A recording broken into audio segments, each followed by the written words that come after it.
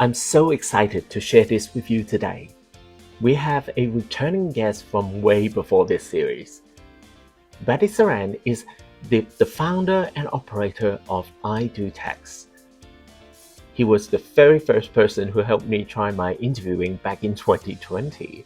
Oh gosh, what a year that was. Anyway, almost 5 years later, his business grew taller in many, many more ways. And now with a new name, I Do Tax, that he also has a team, and we talked about managing a team and what it means to him. We also talk about work-life balance and his two resident puppies.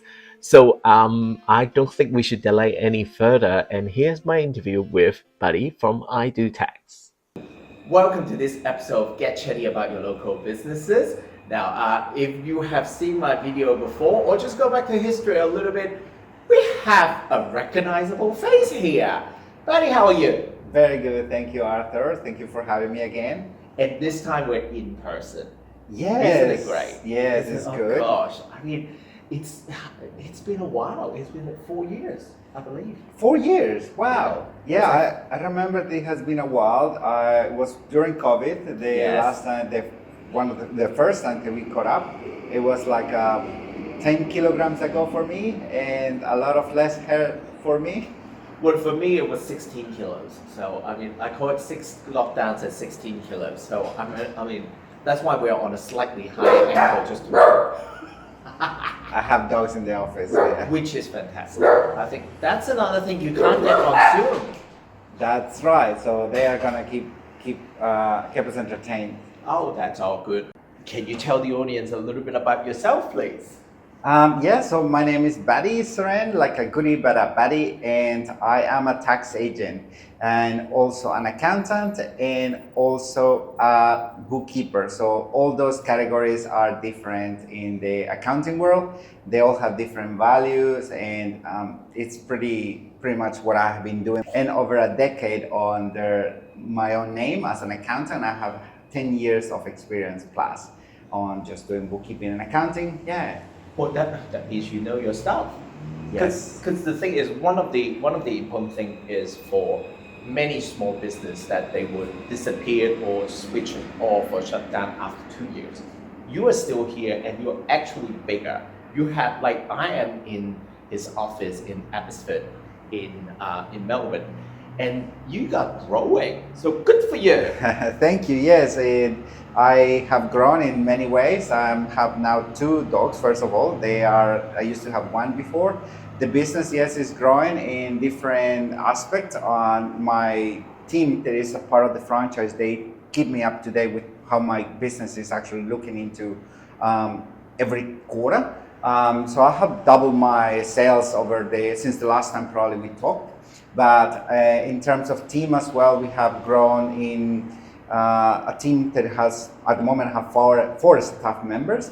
And if you count my partner, he also works in the business. He's the 5th. But yeah, since the last time I talked to you, it was just me running the business. Yeah. If I don't do anything, nothing was gonna get done. But yeah. Yeah. But I mean, you are still the core of this business. You're still the core of this business, which Yes. is very important because that's your skill and knowledge and years of experience coming in. Yeah, I'm the main person that my clients engage. They get to meet me. So when I am working with anyone, they will engage my business because they have met me. And that is one of the most important things in my business, that I give to my clients the same feeling, even though I don't get deep into their books anymore. I have a team that helps me with the bookkeeping part. My team is doing it as if I were to be doing it, because I have trained them in a way that it will pretty much be me doing it. If it's not get done the way that I like it, then my team will hear from me, and therefore my clients will never realize that it was not me who was not doing it. But yeah. So now that you are a leader of a team, like, how was it transitioning from just doing it on your own to now having a team under you? And like, for example, how do you train them to get to a point to work in your method that is recognizable by your clients? So it was a lot of trial and error. 100% a lot of trial and error, and being able to find the right personality and person that will be able to adapt to new processes and procedure as we go, because it was constant development of how I wanted things to get done, because this is how I do it, put them in a process form. So I'm a very process person. I like to set goals and make sure that I know how we're going to get there. And if there are things that are not going to work, what is the alternative, and how can be dealt? It took time, I can tell you that. It took a lot of time to get where we are now, where my team is performing to the same way that I would perform. And it's a lot of processes and procedures and communication.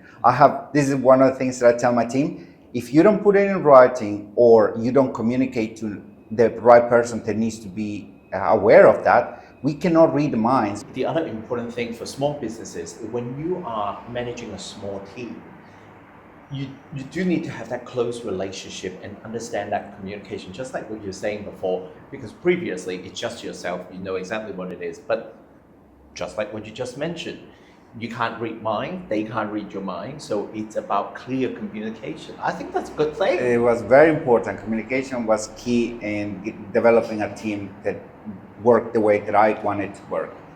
And the thing is, because people come here, like for the people that you know for the past 5 years or even before that, they know you, they know Badi, and then they know that when they come here, they're getting you. So that's why it's logical. Yes. And they trust, because they trust me, they get to also to start trusting my team as well, because they are presenting themselves as if we were to be me. I cannot make all the calls anymore, have too many clients, but my team is expressing themselves in a way that is how Badi will word things. I like to simplify things. Mm-hmm. So my team has learned to also simplify concepts that are in accounting and tax. Yes. Fantastic. Now, before we go on to the break, I do want to ask you, how is life different since we last did a video? Because that was late 2020. Yeah. How's life? Yeah, well, life has, since last time we spoke, it has been a lot of changes. One of the main one is that I'm starting to realize how time is so important to getting things done for me. I'm understanding what they say, time is money. Mm-hmm. And for me, I don't have enough hours in the day to do everything that I need to do. And even though I have downloaded app to check what I'm doing, I am working all the time, and I'm not procrastinating. Although sometimes you can see that I'm procrastinating, but yeah, I'm really busy in comparison to previous years, which is a good thing. But at the same time, I need to start balancing that thing that people talked about, work balance. Work-life balance. Yes, but I'm passionate about my job. My work, it's something that I value, and I continue doing it. That's what I want to do at the moment. That's how you manage to grow in such a short period of time. That because the other thing is, because your client list has grown so much that you need to have a team, and such as I think based on the interviews that I've done so far, is that it's true that life and work blend together quite a bit when you run your small business, and it's only a matter of time that you just take your stride and then get to a point that you can start designing that your work-life balance and how is it like. That's exactly right. That's exactly right. Amazing. Well, now we're going to take a little break, and then we're going to talk a little bit about what Badi does for small businesses and people with independent projects. And we'll be back after these quick messages. Thank you. Welcome back. So we got Badi with me, and one of the things I would love to talk about is, because last year, as I mentioned in the previous episode, that last year I was going on a little bit of a journey to figure out what I want to do with my side business. And at the time, I was thinking about starting an app and an online platform to kind of similar to LinkedIn Learning, but eventually I settled to do this, which is a podcast. Yes. But one of the things that I really appreciate is that you gave me a free consultation that gone through some of the information about setting up your business profile. Yep. And company name and in some of the small business plans idea. So can you take me through the experience of, for example, you don't have to name names, but if there's another client that you go through a similar process, and how do you help small businesses or independent businesses to look after their tax? Yeah, so that's right. Yeah, what we did initial consultation. We went through some general information. So one of the things that I have learned and perfect over the time is that initial consultation that I have with clients, and allows me now to, with the small businesses, to provide them basic tax and accounting tips that will help them forever. Even if they don't engage me, I like to provide them with free resources that will help them in the long term. Talk to them about the importance of a tax planning. We didn't get too deep into that with you, but it's when we assess which is the most suitable structure to start a business. My advice for you, I remember, it was, let's start as a sole trader. We can move on later. As a sole trader, it starts at a low cost, low compliance. It's everything under your name, so you existing. So you just need to add an extra business name to your side. But yeah, that's during the initial consultation, we offer a free initial consultation where we go through basic information, where I get most of the idea of where we need to go to a tax planning, which is the complex part of analysis, where I will need to assess specific situations about yourself, about what is your goals, what is your expectations in the business. But during the initial consultation, I'm able to just talk to you about basic tax and accounting tips, like set up a bank account just for your business, set up your ABN before deciding onto another structure, or we maybe need to talk about a different structure, talk to you about the basic tax rate, put some money aside depending on how much you're going to be making. Things like that is just during the initial consultation.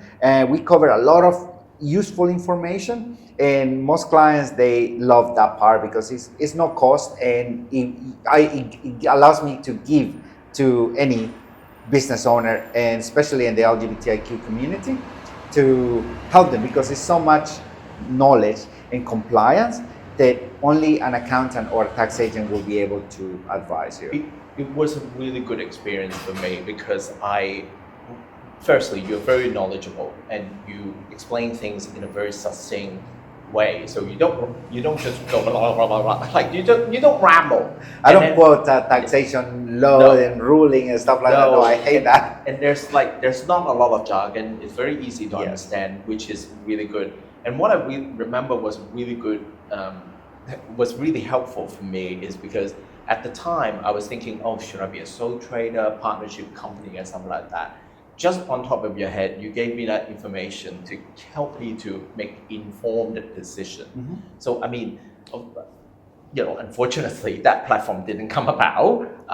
So come back, yeah. Exactly. Well, I mean, meanwhile, I'm gonna buy you drinks. But until that happened, at least someone like yourself, that is, you not only you're giving back to community, but at the same time you're sharing your knowledge on that level, that showing that that's why I felt that I can come back here, and that's why I want to come back here and do this podcast episode with you, because I want to get more people to be aware of that and hey, come to you. I want to go into a little bit deeper about are there specific things that small businesses might ask you about that?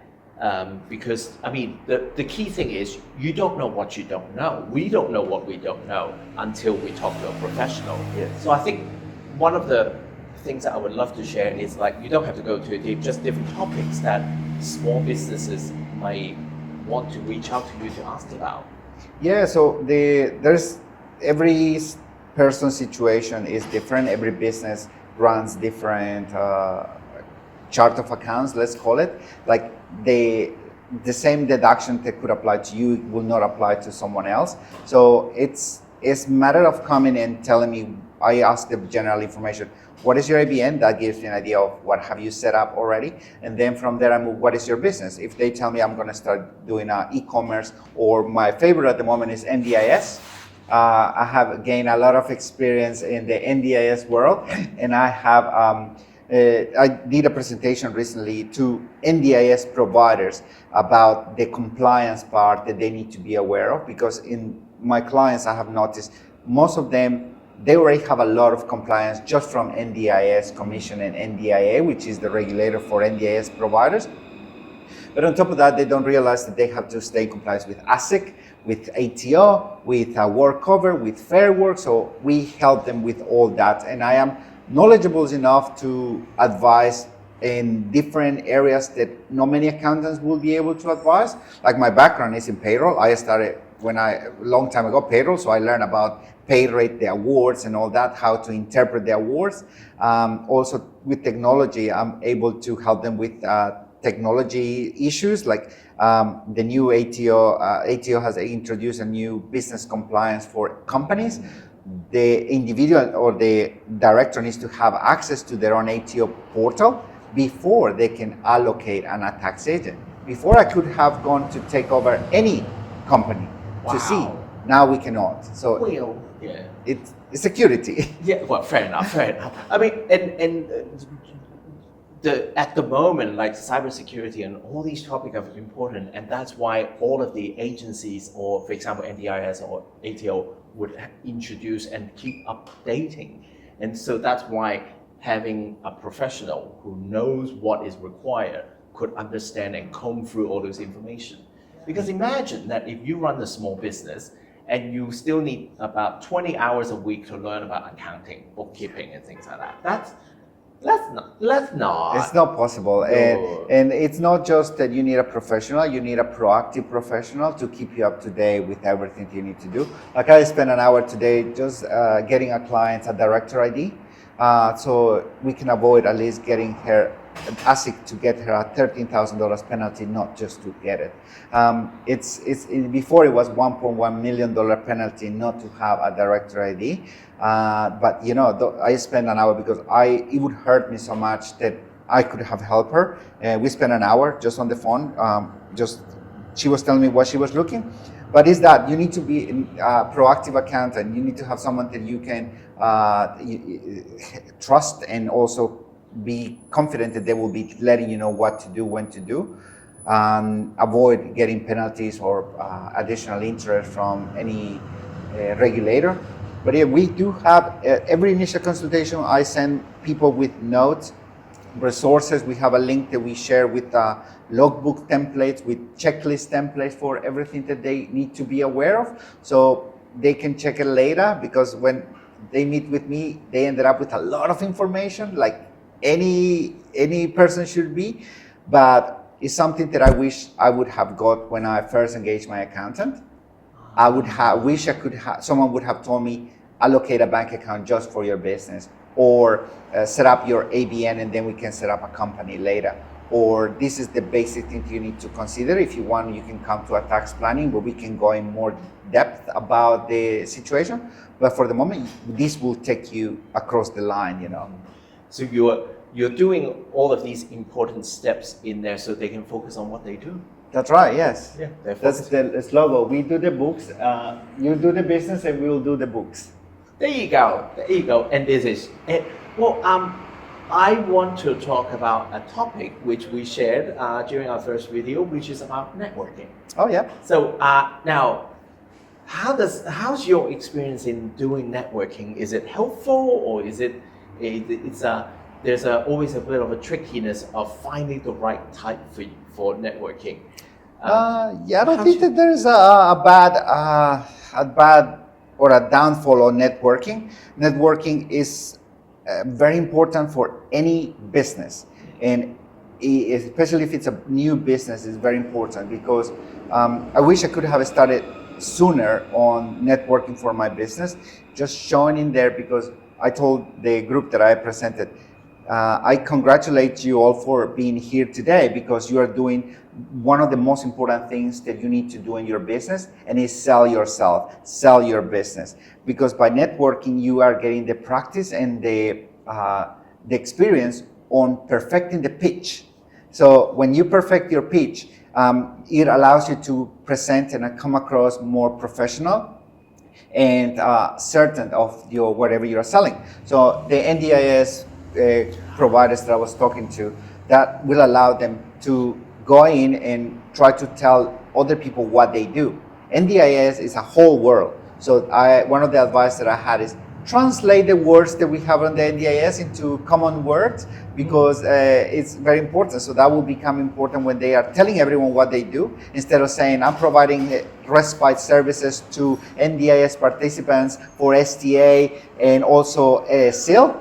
Translated, we provide a respite is the break that we can give to the main carer, so we can take the participant instead of participant use the person with a disability. I'm still adjusting to that to take them away, so the main carer can take a break. That's respite. So instead of saying respite, because that's something that only NDIS people would understand, translate it into something, and that's the networking. Constantly telling someone, when I tell you respite, I will expect you to see like, and I will allow me to see, oh, you're not understanding what I'm saying. Exactly. Body language, you start understanding. So networking has been very important for me. Has allowed me to meet awesome people like yourself and other people, that clients, has allowed me to come across and enter different worlds of like networking groups.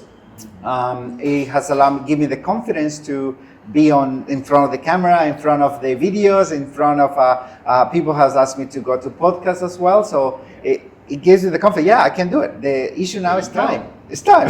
It is. And the other thing is, it's also a form of reaching out, isn't it? Do you mind sharing your pitch of your business on camera now? Sure. Sorry to put you on the spot. No, that's fine. I practice it pretty much every Wednesday morning, and now I am practicing in different ways. But it always changes. But it needs to always keep the same essence, I will say. So in this case, I will focus on NDIS because I would like to perhaps attract more NDIS providers so I can help them. Hi, my name is Badi Ceren, and I'm a tax agent and accountant for tax assist accountants in Abbotsford. Today, I wanted to let you know that I am a professional helping NDIS business providers to stay in compliance with tax and accounting, providing them specific tips that will help them to stay on top of the ATO compliance and ASIC as well. I offer a free initial consultation to all new and existing clients, so we can go through the basics of helping you to achieve your success on your business, especially if it's an NDIS. My name is Badi Ceren from Tax Assist Accountants, the Small Business Champions. Woohoo! See, I mean, it rolled down your tongue. It just, you perfected it. And the thing is, like, just adding on to that is you're available not only to NDIS businesses and providers, but also many small businesses in the local area as well. That's right, yes. I focus in small businesses is one of our main goals, and that could be any industry. I have been lucky enough to experience different industries. I don't just do accounting for one industry. I like complexities, I like challenges, so I always challenge myself on, oh, what is next? Oh, what do you do? You know, things like that I like to explore. Yeah, I think that's one of the things that we found in common when we first met, that is because we both have experience in the same area, but in different, like I have marketing experience, but from different industry. And you have bookkeeping and accounting experience for different industry. I think understand that in a way that's an advantage because we are not stuck to one type of operation. And the other thing is, like, I would say that what I like about networking, I've said it before, but I'll say it again, is it's not necessarily the person that you met, but maybe someone they know that can introduce you. Yes. And I'm saying that out loud right now because for listeners or people watching here, if you may know someone that Badi can help, like, just follow the information on the show notes, for crying out loud. Yeah, that's right. It's like you said, and that's very important for me joining any networking group. It's not because I will get business out of it, but because I will be able to meet someone that I can refer to someone else. So it makes me a networker connector, we call it. So that's what it is. It's a concept where someone will come to me just because they know that I will be able to connect them with the right person. And because I trust that person, they will develop trust on them as well. Like when someone comes asking for a person who can host a podcast, that will be awesome. Hello. Before we go on a break, I just want to say, do you have any special messages that you want or advice you want to give to the listeners, to the community who may be interested in running their own business, side hustles, or have their own little projects on the side? Yeah, well, try to get an accountant that can offer a free initial consultation so we can go if that side hustle it needs to be turned into an actual business, because there is that option or assessment that we can carry on where your side hustle is actually a business. Contact us if you need help with that. We can organize a free initial consultation. We provide a range of services that are tax preparation, bookkeeping, to tax planning, the whole range of services that you might need. Yeah, contact a professional. Amazing. And well, we gotta take another break, and then after we come back, I'm gonna throw a bunch of random questions to Badi, and that has nothing to do with the business. And Okay. let's see if he can survive. Catch up. Okay, cool. Cut! Welcome back to the last segment of this interview with Badi Ceren and here. Now, I am going to throw a bunch of questions your way. It's just a quick fire round. You don't have to answer it if you don't want to. You just can say next or Okay. skip or something like that. But I hope that you can come up with some random shit for us to listen to, I okay? can come up with random shit, yes. Ooh, okay. All right. First one. What is the one item that you couldn't live without? One item that I cannot live without, well, my phone, yes. What is your favorite theme park? Theme parks. Well, I used to love water. Well, I don't know the name anymore, but in Queensland, the World Water Park. I love the Lovely. lazy river. Have a little swim while you love. Yeah. And it's nice and warm there. Yeah. Not like today here. Oh gosh. What talent or skills would you like to wake up with tomorrow? Skill or talent. Well, it's not reading mind, but what I want to read people's intention. If that's a skill or a superpower, that's what I would like to simplify my life. Just read the intentions. Yes. Yeah, fair enough. Name a job that you would do in the multiverse. So there's another version of you. IT programmer.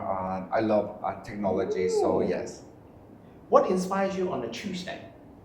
On a Tuesday, used to be Taco Tuesdays actually, but now there's no more enticing on that. But yeah, taco food. Oh, I was there there food. you go. Yep.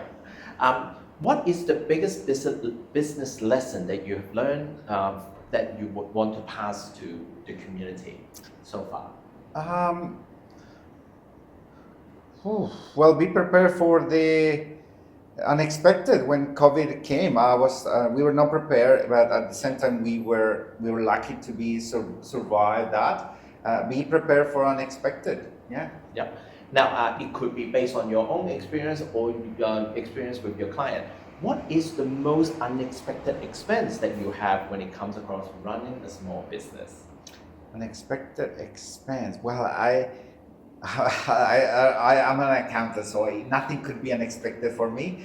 But one of the things that my clients find unexpected is how can I not claim food and drinks is part of my business? What? Yeah, so it's very usual for me to explain what is entertainment and what is a business expense, and how can we categorize them in a preparation of a tax return. So yeah, In a sensible way. yes, it's some process that we need to follow in place. It's like I'm buying a washing machine, but I'm not going to claim any business expense for that. Yeah, it's like saying, well, I need my teeth in order to run my business, so dental should be deductible. You know, it could What be kind of business involves because you chewing? need to present yourself in Oh. a good way, or I need to get a hair implant, or I need to get makeup and stuff like that because it will help me on my business. That would be something that could be considered a business expense. The first But thing- it's not. It's not. It's not. But the funny thing is, the first thing when you said tea, I was just thinking, what kind of business? Oh yeah, that's right. That would be weird. It would be very, very Oh expensive. gosh. All right. So, if you have unlimited resource to make a movie or TV special or series, what would you like that to be? I love superhero movies. I love science fiction, so it will be an extension of X-Men movies. Yeah, Oh, do you have a favorite X-Men character? I do. I like Storm. Me Storm too! Storm, Yes! Oh my god, Storm and Rogue. okay. I love Rogue and I like Storm and Jean Grey. Jean Grey is yes. that's Oh, my God. favorite character. Can you believe they fucked up her storylines twice? The Dark Phoenix stories. Like, the Hollywood movie are not doing so well. Anyway. That's okay. Sorry, I'm going on a tangent. What is one of the biggest misconception about your area of work that you would like to break? Yeah, cool. Well, that's a good one because I want to explain that a tax agent and an accountant is not the same. Oh. Some people get confused or they mix them, interchange them, and there is a big difference. An accountant is not a tax agent. A tax agent, we can charge for tax preparation services, and when we launch it, we can charge for that. An accountant that doesn't have a tax agent registration cannot legally charge you for the preparation and lodgement of your But tax how about return. skill set? Like, would there be like a different skill set? No, anyone can present themselves as an accountant as long as they have a knowledge and experience. The difference comes when it comes under the Tax Services Act. That only a tax agent is allowed to charge for the preparation and lodgement of tax documents. Yes. Well, I mean, that means that they need to be pros to be able to register We as go a tax through. agent. Yes, we go through. We will likely have filed hundreds, not thousands, of tax returns. We would have the experience to have gone to see many different situations in tax. An accountant might be focused on just one single type of routinary task and so on. They might have experience that because they work under a tax agent to know what they're expecting. Yeah. But yeah, it's one of the things that I would like to perhaps raise. Tax agent and accountant is very different. I didn't know until you just said it. Yeah. That's part of it. Okay, well now, what is your favorite way to relax and unwind after a Wednesday? Oh, well, I used to be, well, today's my first Wednesday that I don't start so early. So I will sit at wine and I chat with a friend, a good friend, and that will be my way to wind down on a Wednesday, yes. And I'll buy the wine. Now, last question. How do you keep the momentum going? It's very hard. Sometimes, yes, it's very hard, but I will say the idea that in the future I will build a business that will allow me to leave something for my nephews and nieces, and the goal that I will be enjoying the fruits of a business that I built while I'm overseas in Belize. Yes. That's my motivation. Yeah. Amazing. And Buddy, you're such a good professional, and I'm very Thank lucky you. to have that first-hand experience like having your consultation, and also I really hope that more people would know about you by listening or watching this episode of Thank podcast. you. And thank you for appearing in this. And once again, if you or you know someone that might need some help with tax, business planning, and all of those things, look for the information underneath the video or on the show notes, and give them a call and just get to know what you need. And Thank you.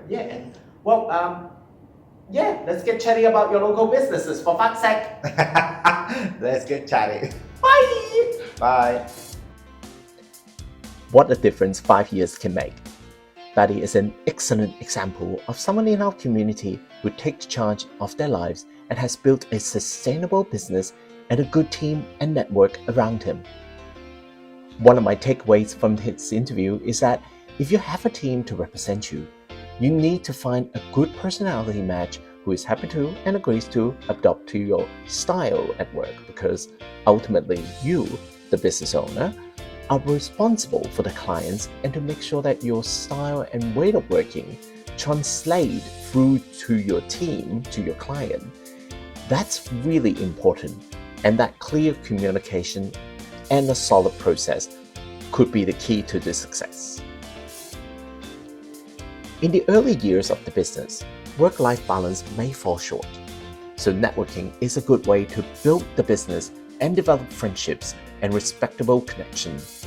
Through that, you can create meaningful connections which can become people that open doors to further connections and referrals. But emphasize on the word meaningful. Making an effort to interact, touch base for a coffee, or share a piece of news that they might find useful. It's always better not to make people feel that you're only there when you want something. I'm so happy for Badi for what he has achieved so far and many more to come. Please take a look at his information on the show note. Get Chatty About Your Local Businesses podcast is produced by me, Arthur, the Chatty Curator. Thanks for your company. I hope you enjoyed this episode, learn something new, or pick up something helpful to realize your aspirations. The podcast guests are making time and appearing in kind, so please consider supporting the podcast by supporting them. By liking and sharing on social media or tagging a friend about it. You can find that on the show notes or send the episode's dedicated page on chattycurator.com if you prefer to listen without a Spotify or YouTube Music account. Until the next episode, let's keep on getting chatty about your local businesses. Thanks for listening.